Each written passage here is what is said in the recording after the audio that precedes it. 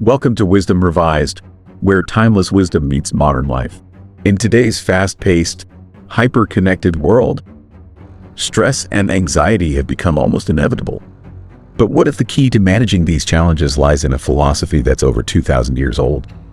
Today, we're diving into Stoic principles for modern stress and anxiety. Whether you're feeling overwhelmed at work, struggling with relationships, or just trying to find peace in a chaotic world, the Stoics have timeless insights that can help.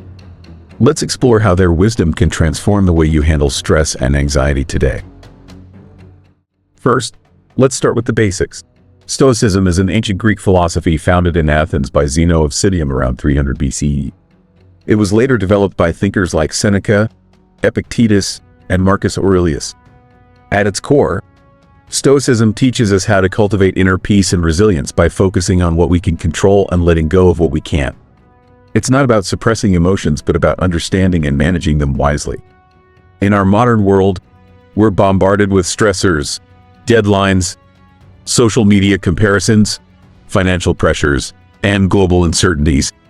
The Stoics believe that while we can't always control external events, we can control how we respond to them. And that's where their principles come in. Let's start with the first and perhaps most foundational Stoic principle: focus on what you can control.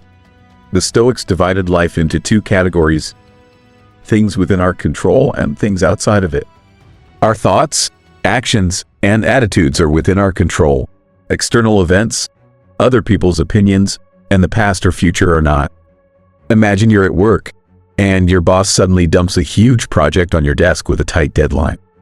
Your first reaction might be panic or frustration. But according to the Stoics, instead of stressing about the deadline itself, which you can't change, you can focus on what you could do. Break the project into smaller tasks, communicate with your team, and do your best with the time you have. Epictetus, one of the great Stoic teachers, put it simply: some things are in our control, and others are not. By focusing on what's within your control, you reclaim your power and reduce unnecessary stress. Next up is a principle that might sound counterintuitive at first: practice negative visualization.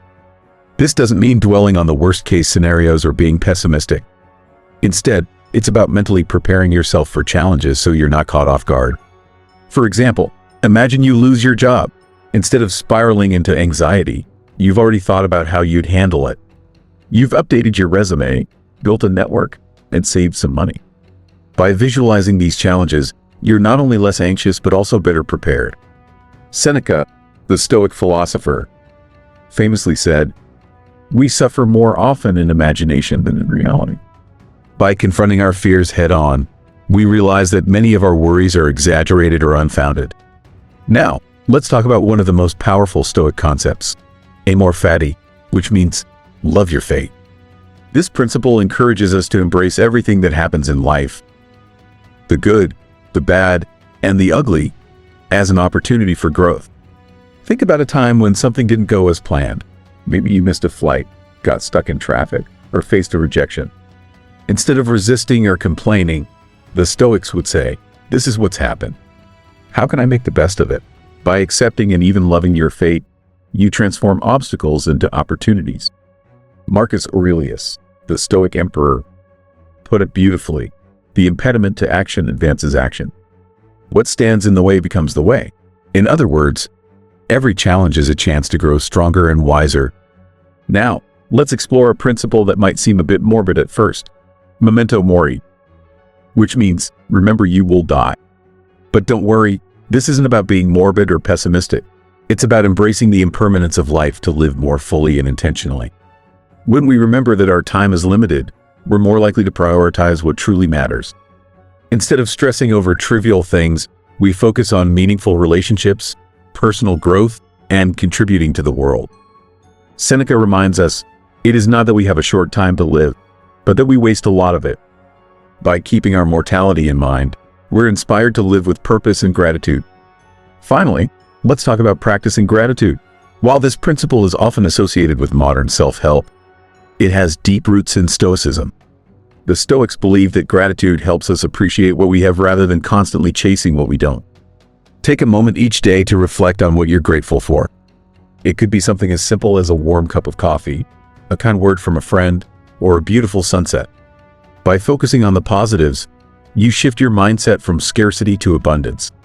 Marcus Aurelius wrote, "When you arise in the morning, think of what a precious privilege it is to be alive, to breathe, to think, to enjoy, to love." Gratitude grounds us in the present moment and helps us find joy in the little things. So, how can you start applying these Stoic principles to manage stress and anxiety in your own life? Here's a simple step-by-step guide. 1. Identify what's in your control. When you feel stressed, ask yourself, what can I actually control here? Focus your energy there. 2. Practice negative visualization. Spend a few minutes each day imagining potential challenges and how you'd handle them. 3. Embrace amor fati. When things don't go as planned, remind yourself, this is my fate. How can I make the best of it? 4. Remember memento mori. Use the awareness of life's impermanence to prioritize what truly matters. 5.